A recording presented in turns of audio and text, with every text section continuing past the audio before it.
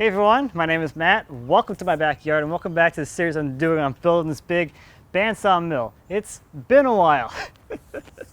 If this is your first time here, there'll be a link up in the cards and down in the description to all the videos that'll bring you up to where we are right now. And speaking of it's been a while, in the last video, it took apart basically the entire saw head so I can get the guards off and get to the beams so I can get everything painted, and I started reassembling things. That video took place last August. It is now the following June. The mill has been sitting under the tarp that whole time as I've been putting off finishing up the work on this thing. So in this video, we're going to kind of keep going with the theme of putting things back together, and I'm also going to start working on some things that I kind of glossed over and simplified and skipped as I was building the mill, because I was really more interested in getting this thing operational so I can get all the logs cut and out of my driveway than making everything as perfect or as properly done as I had in my mind. So let's jump into it. So one of the first things I want to take care of is adding the stops for the carriage. So right now there's nothing that stops the carriage from rolling off the end of the track, and what I typically do is just grab a C-clamp and just clamp it to the rail, and that acts as a functional stop. It prevents the carriage from going past that point. But of course that needs to be a little more not temporarily permanent. So I'll make some little stops to go onto the end of the track. I have this piece of 2x2 quarter wall angle. This is an offcut from when I made my outdoor fireplace. So that's been sitting around for like 4 years already. And that's gonna be perfect for a little stop. I can cut a few pieces about 4 inches long, drill some mounting holes in there, and then mount them to the end of the rails. Now in reality, I should only really need these for one side, because if one side hits the stops, the other side isn't going to go past it anyway. But I'm going to go ahead and make 4, 1 for each corner, just in case. Might give me some more options for some more things in the future. I don't know what, but at least they'll be kind of there and out of the way. And if I need to remove them because they're in the way, I always have the ones on the other side if I need to like change them out or something. I want to take care of these now because I have a few other things that need to get painted. So if I can get these things made, I can kind of put those in with the batch of stuff that's going to get painted to kind of consolidate things and hopefully save a little bit of time and effort.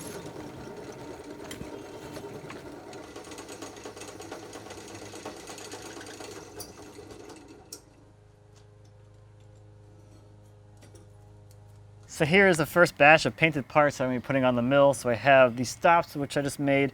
Also have the lower thrust bearing supports for the lift mechanism, and the bearing caps, the motor electrical box, and this little adjuster post that holds the adjustment arm for the blade guides. So I'm going to start by installing the little stops here.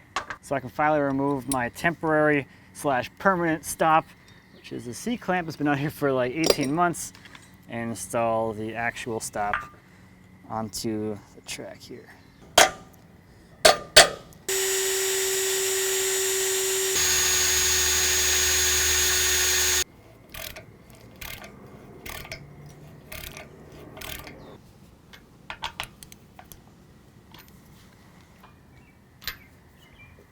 So now there's a permanent stop here, so as the carriage comes down the track, the upright will contact the stop and it won't be able to go past the end of the track, thereby falling off of the whole track. Now, this doesn't really get used that often. This is more like an emergency stop, so there's no real reason to put any kind of padding on here or anything. You really shouldn't be contacting this during normal operation as you're coming back and forth on the mill, unless something gets away from you. This is more like an emergency stop, so something bad doesn't end up happening. So the next thing to go back on is this adjustment support post. This is going to get bolted onto the beam, and that's actually going to hold the adjustment post down here, which operates the blade guide on the idle side. So this used to be welded to the beam, but when I took this whole thing apart, I did disconnect this thing, and I did drill holes through it before I actually cut it free. That way things will stay aligned after the whole bolting on process. So I have some pilot holes in the beam already, so all I have to do now is just enlarge them to the right size and then tap them for the bolts.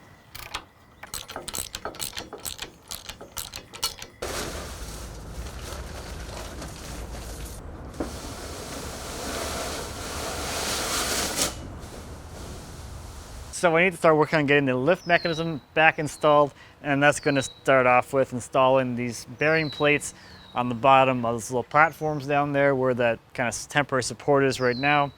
But it's gonna be kind of hard to actually tap and drill the holes with the guards there. So I wanted to remove the guards. But before I remove the guards, I want to replace these little latches that I installed last time.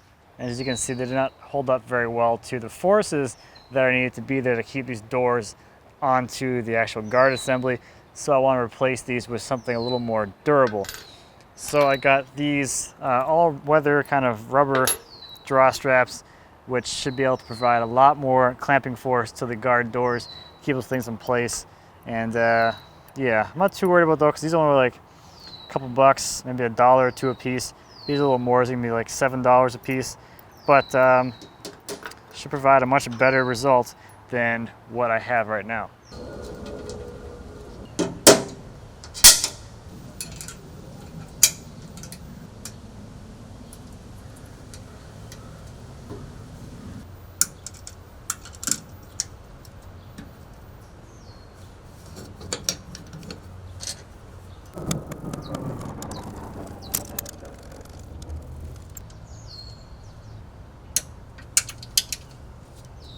So these straps are a lot better than those latches I had on there previously, so I'm pretty happy about that.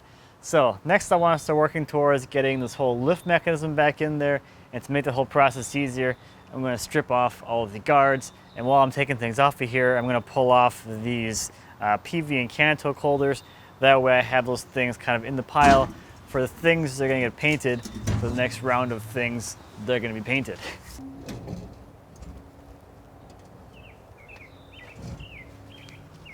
This is a lot heavier than I remember.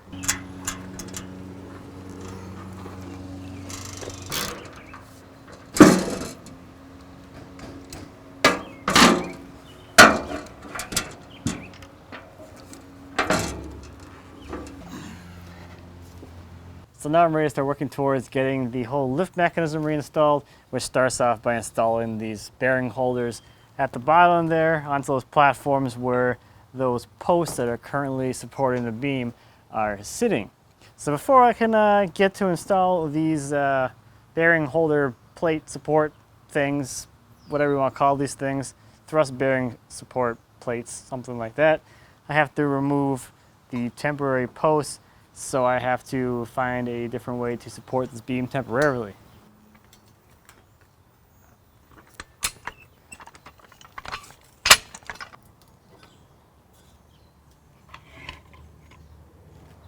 Before I removed these last year, I did center punch the whole location so I can get this thing back into exactly the same position to make sure those lifting rods are aligned.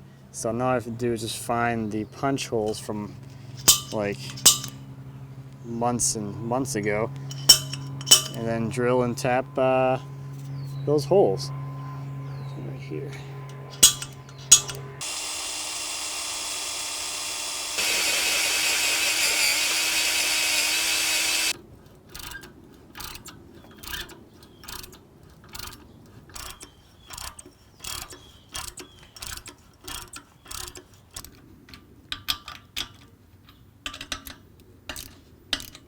So this side looks like it's only going to get 2 bolts because this adjuster post support is in the way, so I can't drill back to the mounting holes back here because it's in the way, but it doesn't really matter because these bolts just kind of keep the bearing plate kind of in place.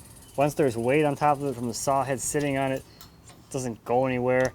It doesn't have to resist any kind of torque or anything because the bearings take care of that. It's really just getting bolted here so that kind of as you're putting this thing together, this plate doesn't kind of walk around on you.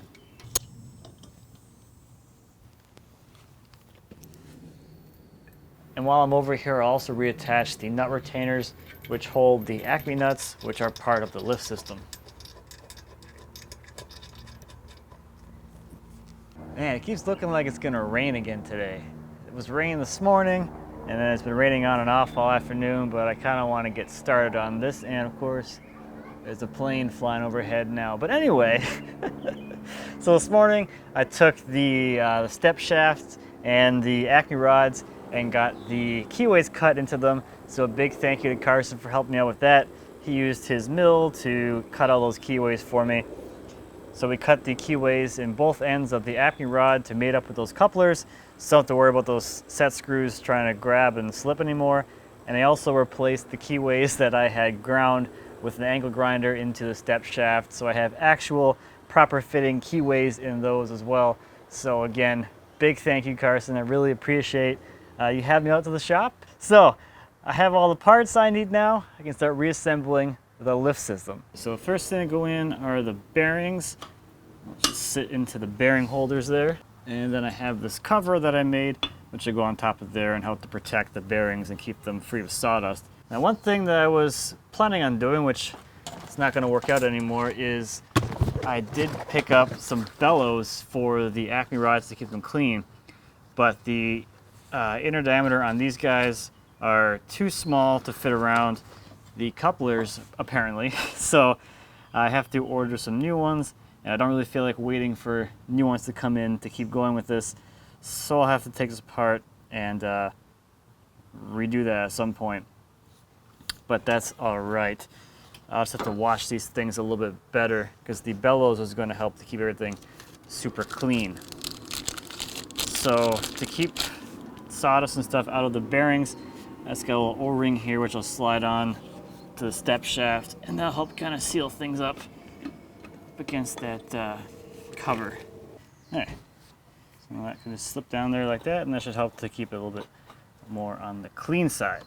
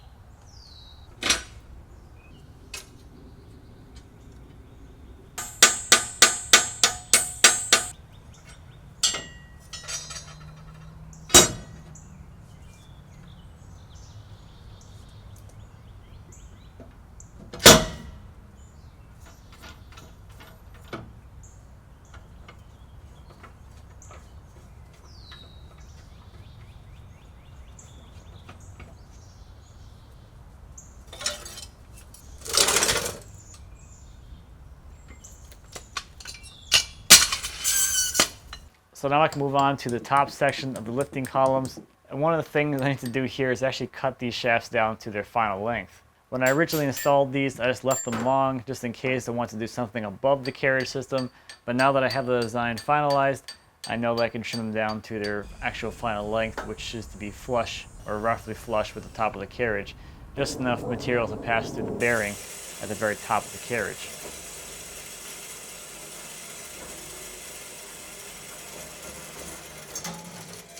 And another thing I'm going to do is weld a nut to the top side of the drive side lift. I previously only had one of these on one side, but having a nut you can grab with a wrench or with a socket on both sides will make aligning the beam a lot easier because you'll be able to operate both sides independently before linking it with the chain.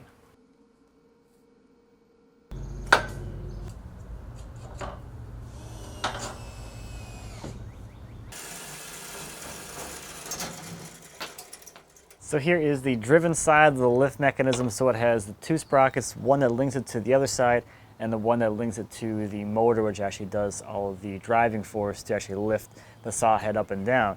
And one thing I'm going to do over here is switch out the size of the drive sprocket. So on the motor right now I have a 13 tooth sprocket, and then I used to have this 33 tooth sprocket on here, which gave me way more reduction than I actually needed. The motor technically has enough torque to drive it at a 1-to-1. So I'm going to swap the 33 tooth sprocket for a 22 tooth sprocket, which will speed up the travel of the lift mechanism and still give the motor a bit of a mechanical advantage so it doesn't have to work nearly as hard.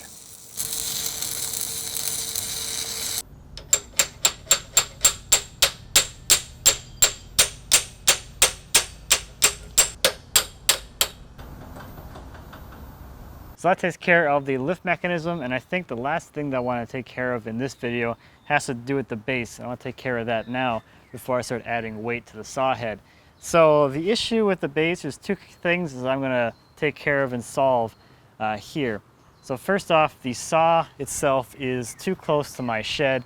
That just happened to be how this whole setup worked, because when I built this mill, this was all logs right here, so I didn't have anywhere to go except right here. It's too close to the shed right now, so if I have the saw head back to where I am right now, I can only raise the head about, I think, 3 feet before it contacts the fascia board on the shed there, which is something that I totally forgot about one time. I had the saw head parked underneath there. I started lifting the saw head up, and the saw head contacted the fascia on the shed, and luckily I noticed because I heard all the cracking, creaking. There's an airplane flying overhead again. But I ran over there and turned it off quick, but that's something that's been on my mind for a long time. So I wanted to reposition the saw a little bit. It's going to get me a better approach angle too. Coming down the driveway will be a little more in line with the trailer as it comes down the driveway. The other thing is, my idea on these leveling feet was kind of flawed, I guess, to begin with.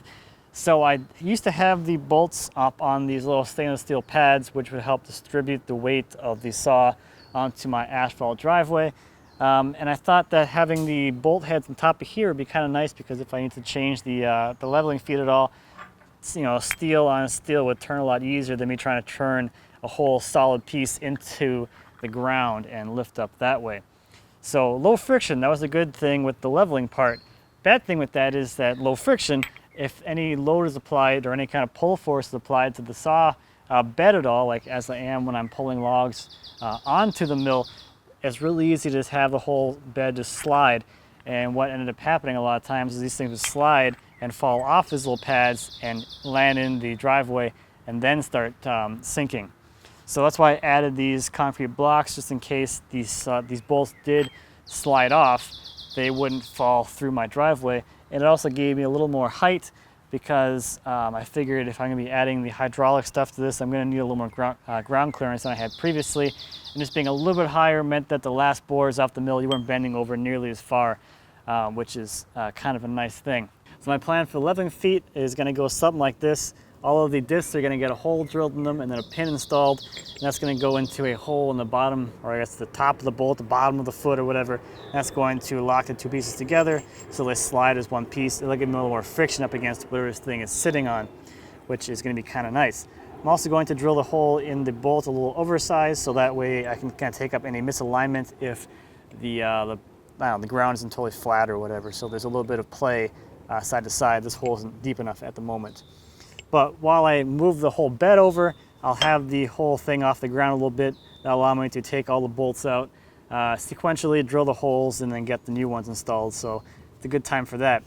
And in case you're wondering why I don't have my blocks turned longwise, that's because it's a lot easier to clean out between all of the bunks when there isn't some stuff in the way. I always get the comment about dust collection and the stuff coming out of the chute, why I don't put that in a bag or collect it or do anything with that. The truth is, the stuff that comes and makes it out of the chute is the easiest stuff to clean up. I just grab a snow shovel and I just fill up my wheelbarrow with that stuff. I'm going to be out here anyway. The longest and the most ridiculous amount of time spent out here doing cleanup after milling is getting rid of all the stuff that ends up underneath the bed. So with the blocks oriented the way they are right now, kind of across the width of the bed, that still allows me enough space between each block to kind of slip a shovel in there and get up any kind of sawdust or any bark or any chips that might be between all of the cross members in the bed. And that's honestly the most amount of work there is as far as cleanup goes. The stuff that comes out of the chute, 5 minutes, it's all gone. then you spend a good half hour out here shoveling stuff up from between all the bunks.